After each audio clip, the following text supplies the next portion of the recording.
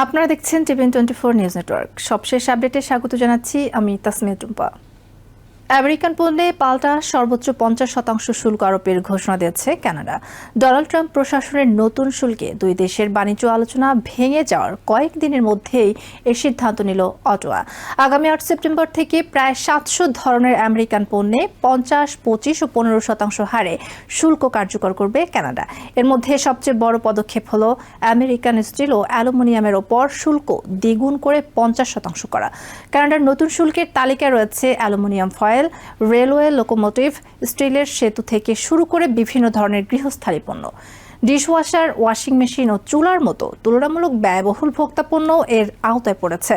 তাজা ও হিমায়িত বিভিন্ন ধরনের মাছের উপরও শুল্ক আরোপ করা হবে। কানাডা জানিয়েছে, নতুন শুল্কের আওতায় আমেরিকা থেকে বছরে প্রায় $20 বিলিয়ন পণ্য আমদানি পড়বে। আমেরিকার নতুন শুল্কে কানাডার যে পরিমাণ রপ্তানি ক্ষতিগ্রস্ত হচ্ছে, এর মূল্য প্রায় একই। প্রধানমন্ত্রী মার্ক কার্নি এর আগে বলেছিলেন, অটোয়া আমেরিকান শুল্কের জবাব দেবে ডলার ফর ডলার ভিত্তিতে। তবে তিনি স্বীকার করেছেন, পাল্টা শুল্কের কারণে কানাডার ভোক্তাদের খরচ বাড়বে এবং পণ্যের বিকল্প কমে আসতে পারে। কানাডার বাণিজ্য মন্ত্রী মেলানি জোলি বলেছেন, নতুন শুল্কের কিছু পণ্য ইচ্ছাকৃতভাবে এমন স্টেট থেকে বেছে নেওয়া হয়েছে যেখানে ডোনাল্ড ট্রাম্পের প্রতি ভোটারদের সমর্থন রয়েছে। কোন কোন স্টেট লক্ষ্য করা হয়েছে তা তিনি নির্দিষ্ট করে বলেননি। তবে গৃহস্থালী যন্ত্রপাতি ও খাদ্যপণ্যের মতো পণ্য এর মধ্যে রয়েছে বলে জানিয়েছেন তিনি। দুই দেশের বাণিজ্য আলোচনায় সবচেয়ে বড় বিরোধের একটি বিষয় ছিল গাড়ি। প্রায় 18 মাস আগে কানাডার গাড়ি রপ্তানির ওপর 25% শুল্ক আরোপ করেছিল আমেরিকা। মঙ্গলবার কানাডা জানিয়েছে, আমেরিকান তৈরি গাড়ির ওপর তাদের পাল্টা শুল্ক 25%ই থাকবে।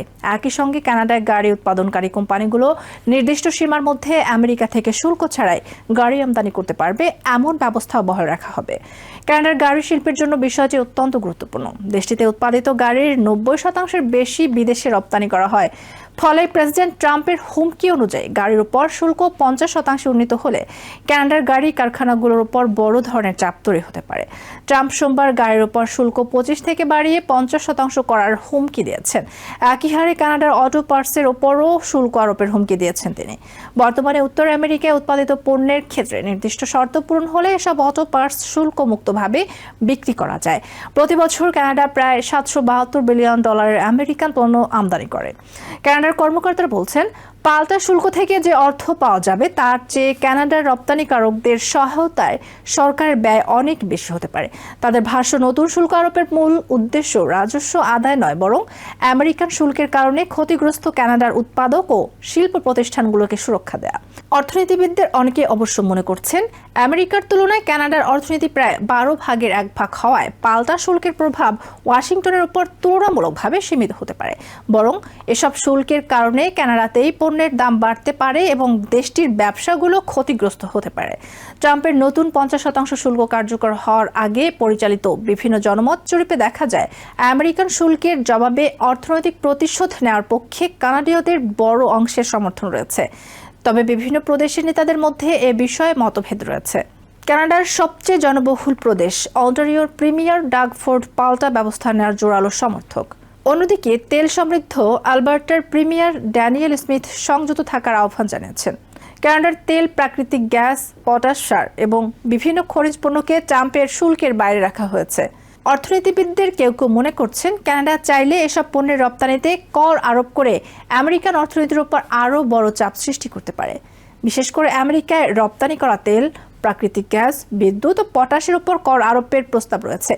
জনমত জরিপে দেখা গেছে, ট্রাম্পের শুল্কের জবাবে আমদানি পণ্যে শুল্ক আরোপের চেয়েও এই পদক্ষেপের প্রতি কানাডীয়দের সমর্থন বেশি। বাণিজ্যমন্ত্রী মেলানি জোলি ফরাসি ভাষায় পরিস্থিতিকে তাসের খেলার সঙ্গে তুলনা করেছেন। তার বক্তব্য, কানাডার হাতে অনেক শক্তিশালী কার্ড রয়েছে, তবে শুরুতেই সব কার্ড ব্যবহার করতে চায় না অটোয়া। পাল্টা শুল্কের পাশাপাশি কানাডা নিজেদের শিল্প ও রপ্তানিকারকদের জন্য বিভিন্ন সহায়তা কর্মসূচিরও ঘোষণা দিয়েছে। এসব ব্যবস্থার মধ্যে সুদমুক্ত ঋণের মতো সুবিধা রয়েছে, যা করোনা মহামারীর সময়ও ব্যবহার করা হয়েছিল। জোলি বিশেষভাবে উল্লেখ করেছেন, এসব সহায়তার অর্থ পরিশোধের সময়সীমা এমনভাবে নির্ধারণ করা হবে যাতে ডোনাল্ড ট্রাম্পের বর্তমান প্রেসিডেন্ট মেয়াদ শেষ হওয়ার পর তা পরিশোধ করতে হয়। ফলে আমেরিকা ও কানাডার মধ্যে কয়েক দশকের ঘনিষ্ঠ বাণিজ্য সম্পর্ক এখন নতুন করে বড় ধরনের শুল্ক যুদ্ধের মুখে পড়েছে। দুই দেশের পাল্টাপাল্টি শুল্কের প্রভাব শুধু শিল্প ব্যবসায় নয়, শেষ পর্যন্ত দুই দেশের সাধারণ ভোক্তাদের উপরও পড়তে পারে।